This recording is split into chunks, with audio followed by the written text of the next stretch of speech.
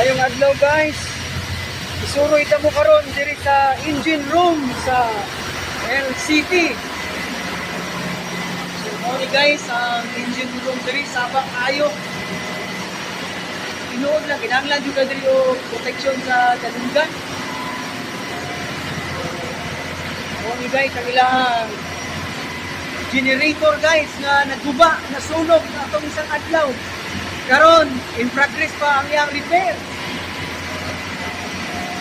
Mga guys, dili ni makabiyahe kay tungod ani generator na nasunog.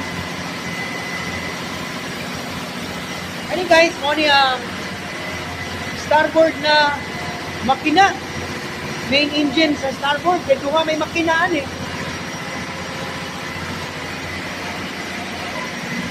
Ipakita ko na ako sa inyo guys ang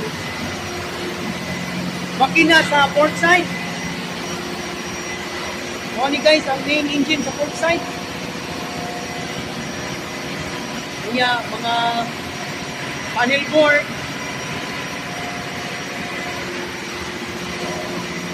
Kani guys, taga makina rin na ibalo ani kung saan ni siya. Mga tool.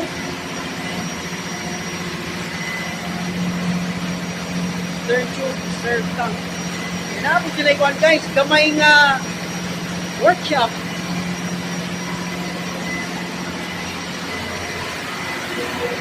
Ano lang guys ka, simple engine control room sa LCT na barko. Yan, na po ikuan guys, kanang window type mga aircon sa ilang control room. Murag sa balay lang bitaw nga aircon.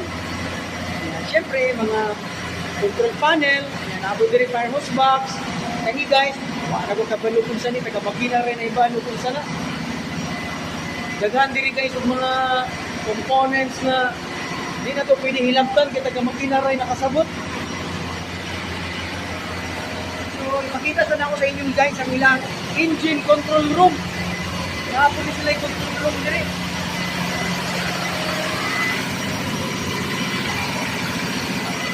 Good morning! Morning, engine control room. Naapoy kuan guys.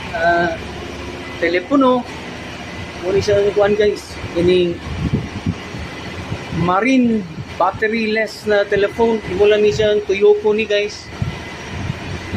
Mo tingog na dito sa bridge.